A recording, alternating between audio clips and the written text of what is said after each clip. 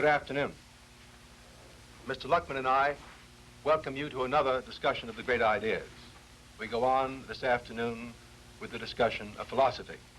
When we decided to discuss this great idea, I had some concern that it might not be of as much general interest as the more concrete ideas we have discussed before, such as those about government, or labor, or happiness.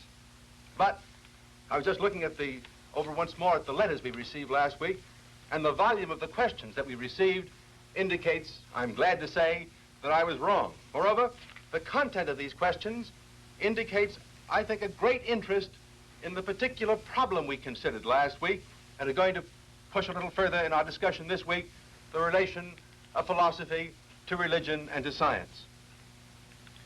One or two, or perhaps more than that, quite a few of these questions are about the work of the Institute for Philosophical Research. Perhaps before this series of programs on philosophy is completed, I may be able to answer some of those questions.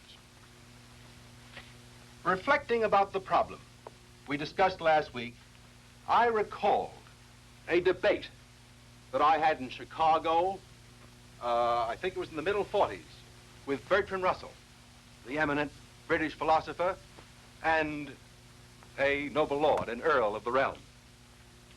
This debate had as its question the following problem. I have here a stenographic report of the debate as it took place.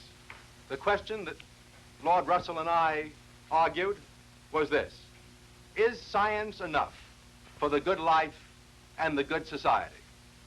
The noble lord said it was. I, on the negative side of that debate, said it was not. And I took the negative side because I felt, as I felt when I talked to you last week, that science clearly is not enough to enable men to lead the good life or to construct and maintain the good society. If what I said last week was true, then my answer to Lord Russell was true. For science gives us at best the means and the power to use, but does not tell us how to use those means or that power well. It does not give us direction to the end of life. Now, remembering this debate and looking at some of the things that I said in it, I can recall to you also what we learned last time. You recall that we discussed the way in which engineering, medicine, and law do different things for men. And just as those three professions do different things for men practically, so the three great departments of human culture, science, religion, and philosophy, do different things for men. And I think perhaps the easiest way in which I can summarize this negatively is to tell you the questions, the practical questions, the practical problems that science cannot solve. Similarly, the questions, the practical problems that philosophy cannot solve. Let me do it negatively. What kind of questions cannot the scientist answer? Practical, concrete questions. The scientist, I say to you, cannot tell us what happiness is and how happiness is to be attained, what men must do in order to be happy.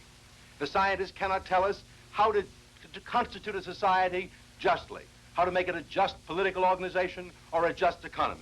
The scientist cannot tell us what man's duties are, what is right and what is wrong.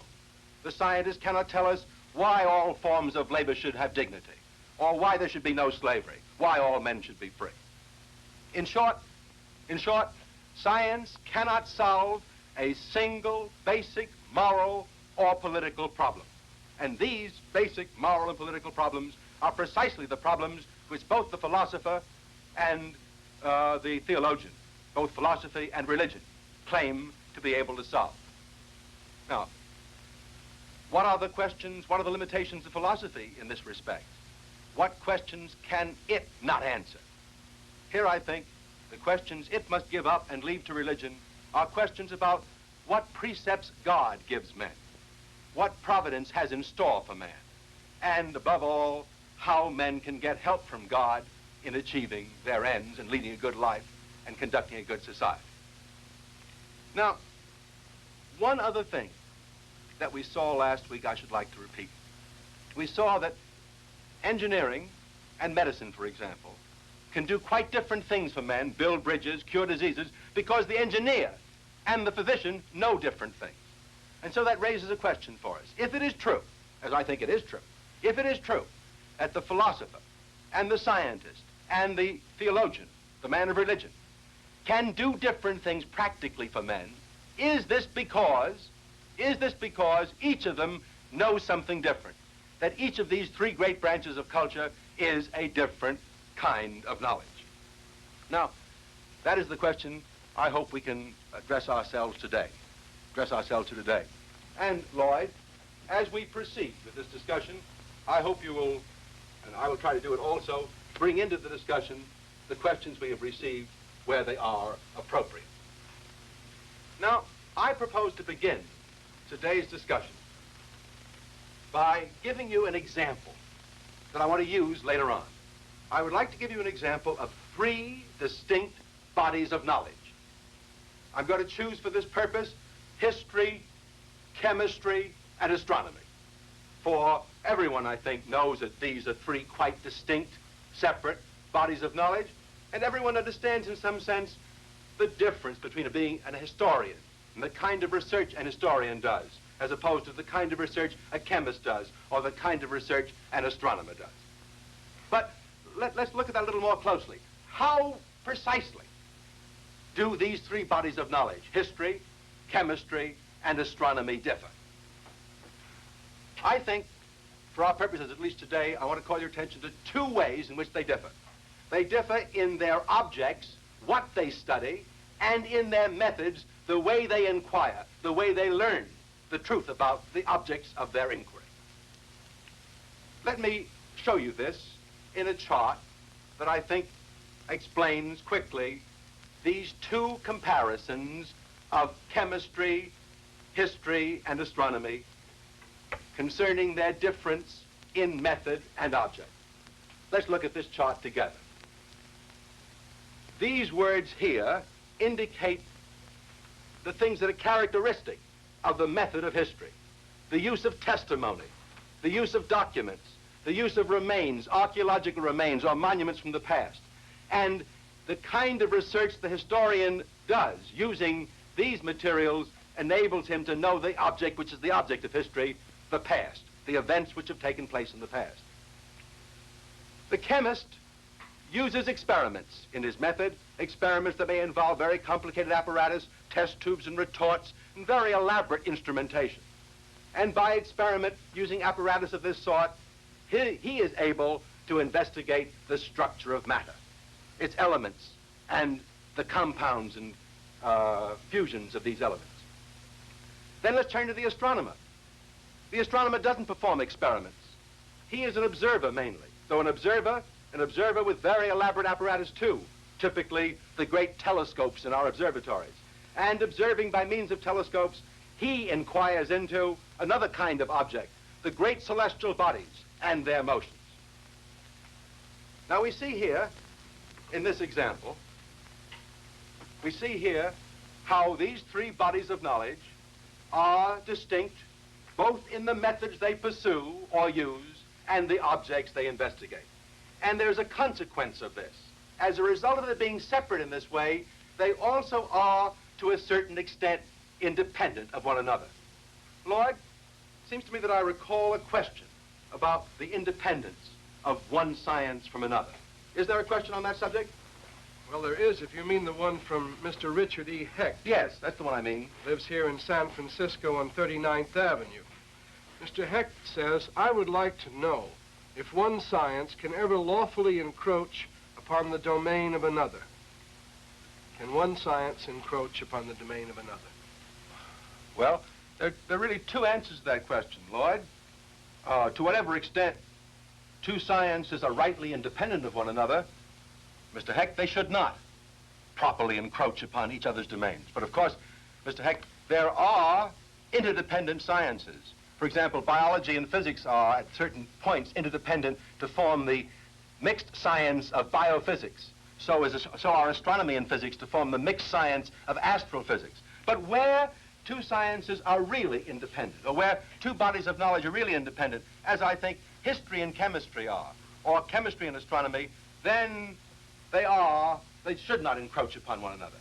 Maybe I can state, Mr. Heck, for you and for others, the general principle, which I think indicates the sense in which and how one science is independent of another.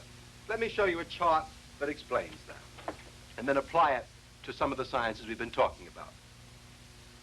Well, in looking at this chart, just notice that all I've done is to put down two sciences, Science 1 and Science 2, any two sciences which may be independent of one another.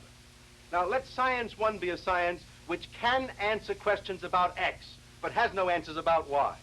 Science 1, which can answer questions about X, can also refute answers given about X, but cannot refute answers given about Y.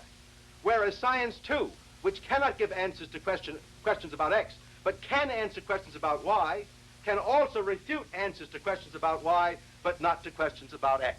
This shows that if these two sciences do their own work properly, mind their own business, answering the questions about the subjects they can ask about, and criticizing answers about those subjects, then they will not come into any conflict. This is, I think, true. This is, I think, true of the chemist and the astronomer, or of the historian and the chemist. Those are independent bodies of knowledge, and as a result, they need not come into conflict. Now let me apply what we have just learned about chemistry, astronomy, and history to the three great branches of our culture: science, philosophy, and religion. And here I'd like to proceed in the following way. I'd like first to consider their difference in method. I would like next to consider their difference in object. And third, I would like to consider whether or not they're independent. But again, Lloyd, it seems to me I recall a question, I think, for Miss Ryan this time, a question that was about at least the methods of philosophy and religion and science. Would you read us that question? Yes, I have it here now. That is from Mrs. Peggy Ryan in San Francisco. That's the question I mean. We accept many of our religious beliefs, she says, as divine mysteries. But in the field of science, we accept nothing without experimentation or investigation.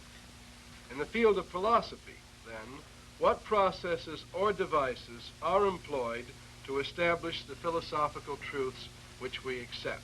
Lloyd, Miss Ryan gives us at least some of the answers as well as asks the question.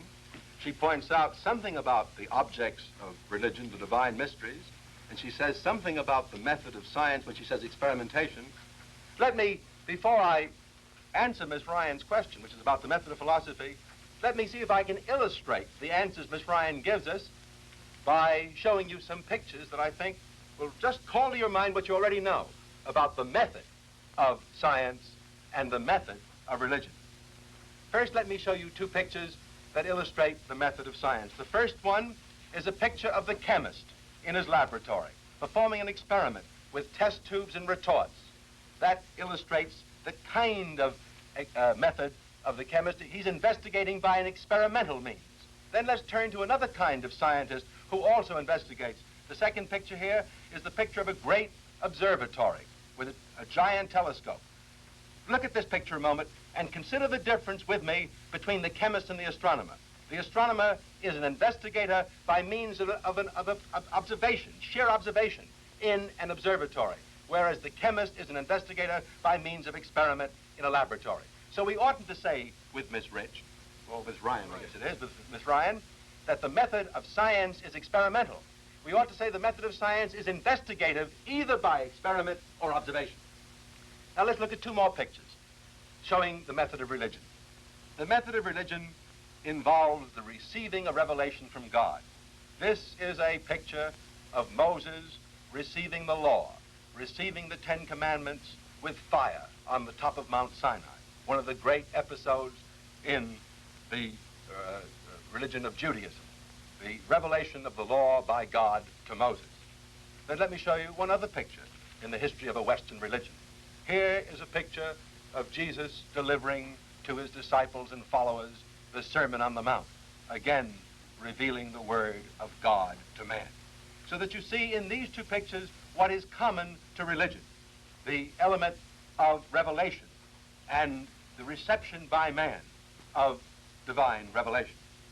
Now, I have no pictures to show you the method of philosophy, but instead of pictures, I have some exhibits.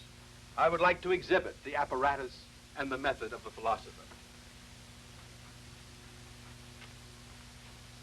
This armchair is the principal piece of apparatus of a philosopher. For the philosopher is strictly an armchair thinker. Any philosopher worth his salt knows better than ever to get out of the armchair. Well, he needs one other piece of apparatus, perhaps. He needs a pad and a pencil. And that's about all the apparatus he needs. Of course, this does not quite distinguish the philosopher from the mathematician. The mathematician can work also in an armchair with a pad and pencil, but there's this difference. The mathematician is a solitary armchair thinker. The philosopher needs conversation. He needs to carry on disputes with his fellow philosophers. He needs to discuss with them. And so the further apparatus the philosopher may need is a collection of armchairs around a table, for he is a social armchair thinker. Dr. Adler, Yes, Lloyd. I have a question just on that very point from Mr. Lieberman, whose home is in Oakland, Mr. J. Lieberman. And he wrote, "You said last week that philosophy was rational talk and stressed the fact that it is best exemplified by men thinking together, and with the accent on together." Yeah. Now, can a man be a philosopher alone? That's what Mr. Lieberman wants to know. Can a man be a philosopher alone? Yes, Mr. Lieberman, of course he can be. The great geniuses in philosophy, did a great deal of part of their work in solitary reflection. But it is still true that the philosopher profits much more by conversation with philosophers, by carrying on the great philosophical controversies with his colleagues, than the mathematician does. In fact, I would almost say that it's indispensable to the advance in philosophic knowledge, to the advancement of philosophical truth, that philosophers do not think alone, but think with one another. Now let me then go to my second main point, which is the objects of philosophy as well as, or the objects of philosophy in contrast to the objects of science and religion, as well as the methods of philosophy, science, and religion. And perhaps the easiest way to state this for you is again to go to a chart that summarizes the whole picture and which in some sense we are now prepared to understand. This chart is constructed exactly in the same way as the chart that talked about chemistry, history, and astronomy. Here are the three great branches of our culture. How do they differ in method? Science, we understand, is investigative. It must investigate. It must observe by experiment or otherwise new phenomena, get new data. And here, reason serves the senses by making rational constructions or formulations based upon the data of observation. Philosophy is reflective. It's the kind of thing a man does in sitting down and contemplating or thinking hard, analytically, reflectively about the common experiences of mankind. Here the senses in ordinary experience serve reason. And religion, as compared to both of those, is receptive. It is the attitude of receiving the revelation of God, and here reason is in the service of revelation.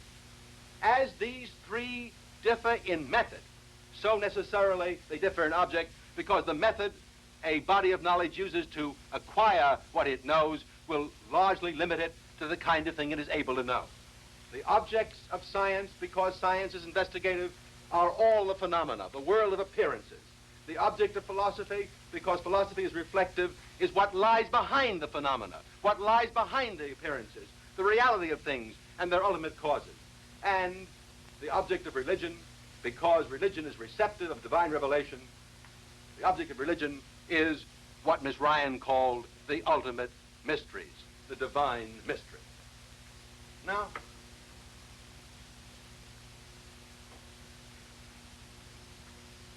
the third point then, which we ought to consider, is, are these three bodies of knowledge independent of one another?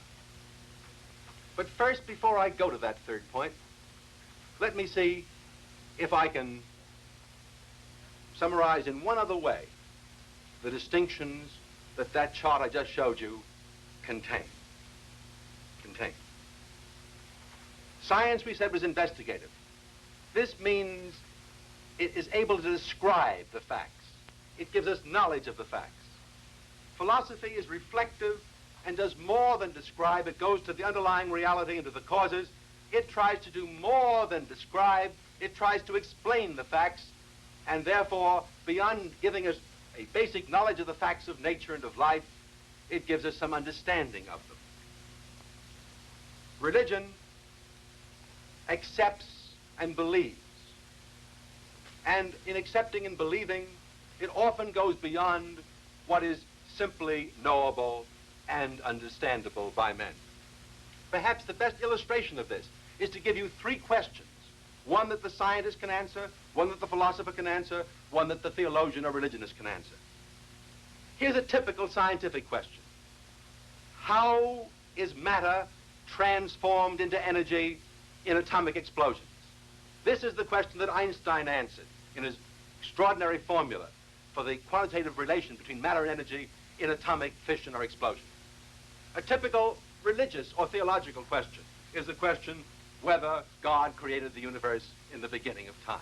This is the question which the divine revelation in the first sentence of Genesis answers. God created heaven and earth, it says, in the beginning. And what is the question the philosopher answers? A question like, why does all the world of change involve some permanent things? Why must change be based upon permanence? Or this very question we've been discussing, the very question, how does philosophy differ from science and religion, is itself a question for the philosopher, not for the scientist or for the religionist or theologian. Now, if we've got these three questions clear, perhaps then I can talk about the independence, quickly, of science, philosophy, and religion. I recall, Lloyd, there were many questions we received about the conflict of science and religion. Did we receive any about the conflict of science and philosophy, or of philosophy and religion?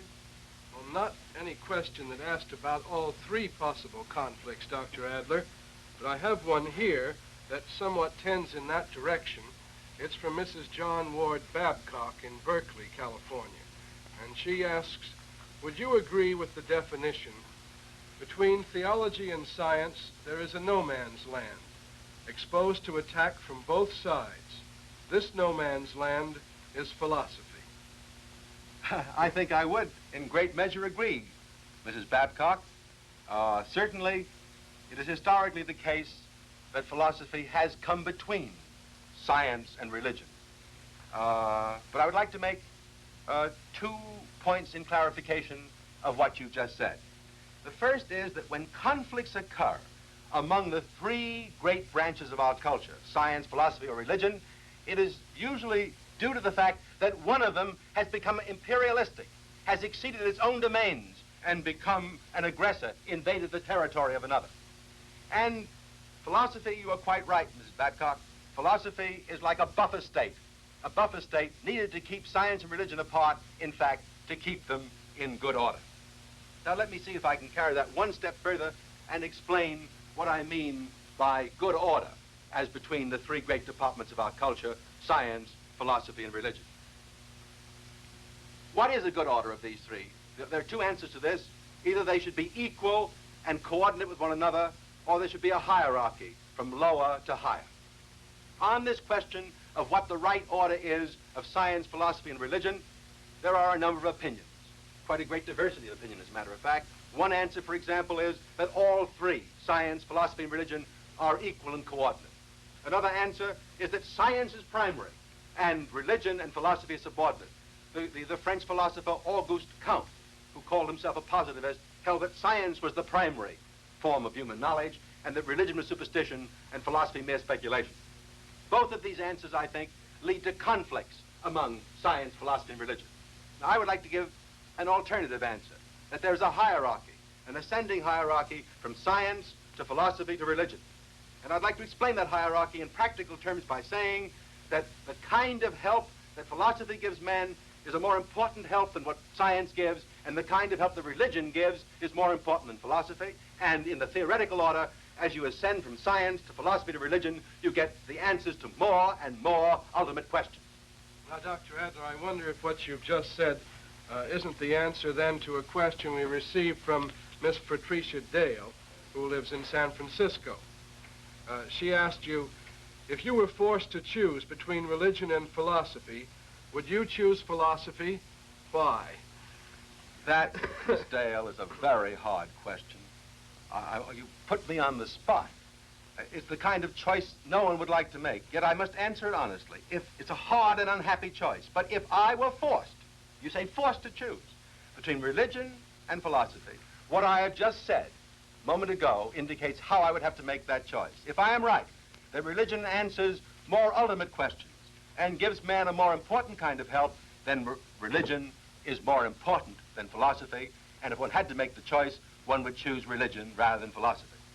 Now, on the other hand, I hope one doesn't have to make this choice. I hope you see from what I've said that there need be no conflict between religion, science, and philosophy. This does not mean there is no conflict within philosophy itself. This does not mean there is not conflict about philosophy. In fact, on the contrary, philosophy is a hotbed of controversy. It's full of dispute, full of schools of thought. And on this very point, we received a great many questions last week asking which philosophy is true. How does one tell which philosophy is true? What does one make of the fact that there are no conclusions on which philosophers agree? Why are there so many schools of philosophy? This is our problem for next time. Why are there perennial, unsolved problems of philosophy? Can these perennial problems be resolved? Is there a way of achieving progress in philosophy? I hope that in the coming week you will send us your questions, your views and questions on the conflicts in philosophy and on the great question whether or not there is a chance of achieving progress in philosophy and what the conditions of such progress are. Thank you very much.